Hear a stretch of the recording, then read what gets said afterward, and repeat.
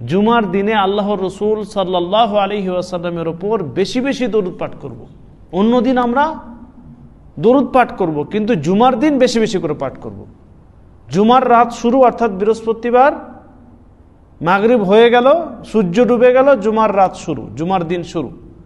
তখন আপনি আল্লাহর রাসূল সাল্লাল্লাহু আলাইহি ওয়াসাল্লামের উপর দরুদ পড়েন, আল্লাহুম্মা সাল্লি ওয়া সাল্লিম আলা নবিয়িনা মুহাম্মদ, বা দরুদ ইব্রাহিম পড়েন, আল্লাহুম্মা সাল্লি আলা মুহাম্মদ ওয়া আলা আলি মুহাম্মদ কামা সাল্লাইতা আলা ইব্রাহিম ওয়া আলা আলি ইব্রাহিম ইন্নাকা হামিদুম মাজিদ। দরুদ ইব্রাহিম পড়েন, মাঝে মাঝে পড়েন, যখনই টাইম পাবেন পড়েন। পড়তে তার সময় লাগে না, আর পড়তে তো কোনো কষ্ট হয় না। দরুদ ইব্রাহিম সবার মুখস্থ, দরুদ ইব্রাহিম আপনি পড়েন।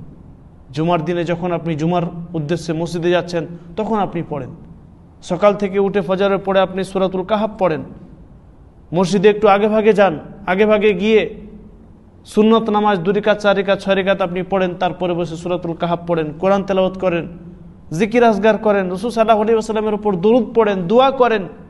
এগুলো হচ্ছে জুমার দিনের বিভিন্ন ধরনের আদব।